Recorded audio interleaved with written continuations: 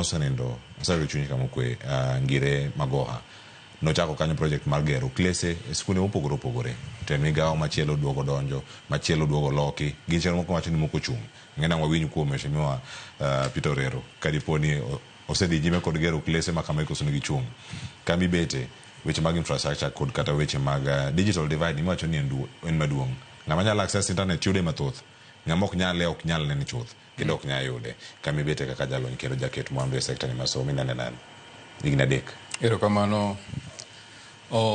An kaka awacho ni investor e sector mar education waseneno mang'eny mabeyo to kod maricho mabe ntimo nyalo wacho to kawuono daher mar wacho ni skunde mang'eny osebedo gi shida ahinya to moloyo kaluwre gi issues mag infrastructure ka system mar education nochakre aparo ni that was the major problem manobetie to nikech skunde mang'eny nok gin ready to koro ka anyalo wacho ni kata wabende kwachako invest weche mag education 5 years ago ne wayudo ka wadonjo gi system manyien to kaka anyalo wacho ni kaka private institutions inyalo yudo ka unyalo temo mondo uket gik moko in place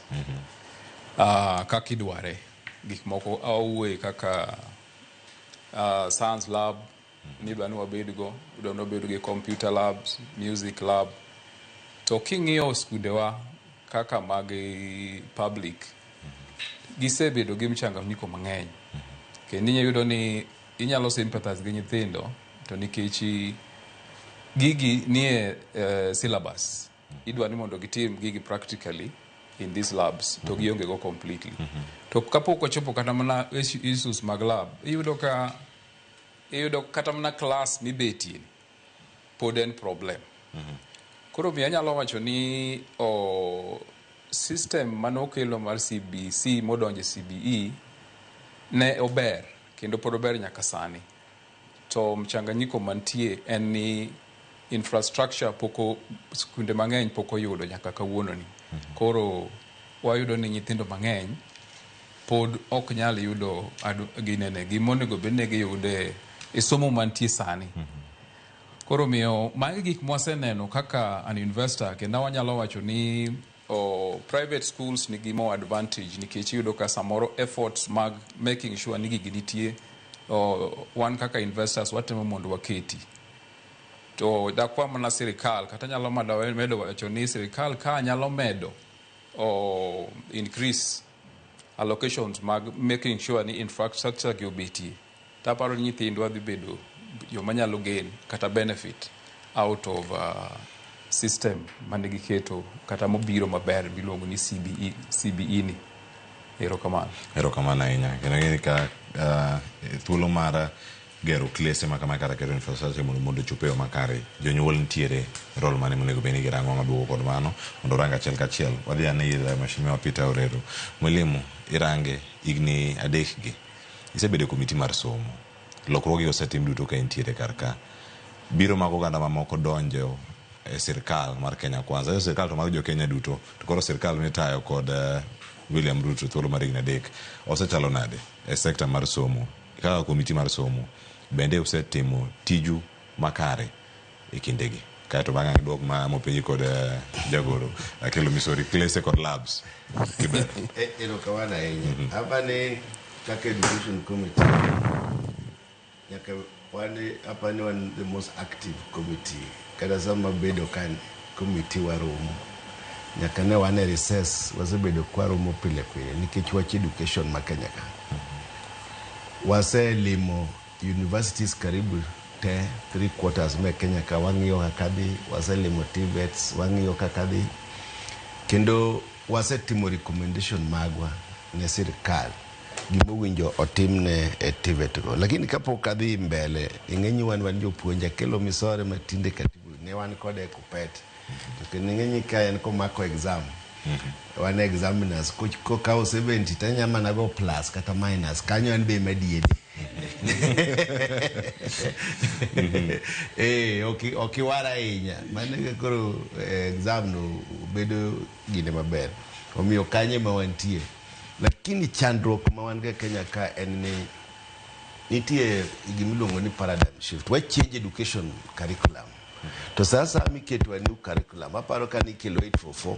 wan apane ka wantie ne wan ga kele man watimo A-level diere no koro 844 biro igolo A-level to pathways maneno kokelgi dwa chalo gi pathways ka diere mane wadhi A-level skunde ni koni ni kidhi skul ni tidhi timo maths physics to skul machielo ni kidhi tidhi timo CRE geography tiene ni idhi arts to koni idhi science koro ma model mochako kel in another way tidwa no ochake koro gi primary omiyo magi models ma jowa no dhi pinje maoko kaka Japan mo ngi kaka education system gi chalo omiyo koro gineno ni Kenya ka be no winjo gi kel education system madwa chalo gi maka ma skill based curriculum ma nyathi nyalo ng'eyo gimotimo kochakore chon ting'eni Kenya ka pok nwadhi kiwango machalo first world countries pod one third world countries pod waonge gi equipments maber emomiyo transforming education kata transition from 844 to this CBE en otek nikech pok nwaketo enough infrastructure regime mokalo cha ne dwaro ni JSS obed domiciled e secondary ma diere no yudo kane pod an principal mane gitemo gero classes ariyo school ka school to ka government manyien obiro ni government ka government nigi policy mare kane no oketo presidential working party to no miye recommendation ni gini mondo dhie primary to anaparo ni gimomiyo jogi notere primary one ne sirkal dwa golo cost mag kuom jonyuol nikech kane otere secondary ng'eny jonyuol ne dhi yudo teko mar chulo fees mar secondary mana pani gima duong' momiyo sirkand ni noneno ni gini okete primary mar ariyo aparo ni ne gineno ni jo primary ka nyithindo pod nyalo mana wuotho kadhi e skul to kendo expenses mang'eny mane gidhi medo kendo e gero primary ne onge to gima nochando implementation ahinya mar education en ni ng'eny jo primary pok nogero gimiluongo ni laboratory to this new curriculum dwaro nitie pathway mar STEM ni en science technology, engineering, mathematics dwaro ni nyathi otim gigi e laboratory to as Kenyans gimowinjo wang'e ni to ere kaka wanyalo konyo system makoro oseketni ang'o ma wanyalo timo kaka sirkal to gi kaka oganda nyaka wang'e ni primary ka primary owinjo bed gi secondary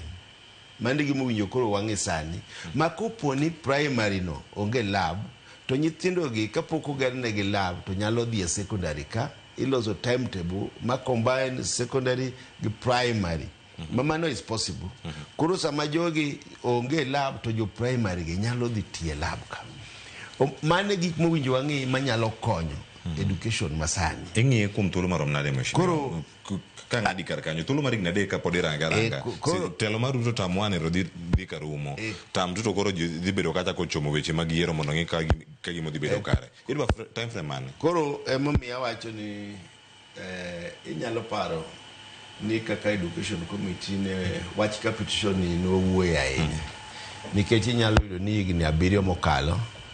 ne skunde inyalo mi 22,000 shillings per student to bang' higni 7 sani kwabiro to pesa ni oseng'adore moduogo 16,900 about 17,000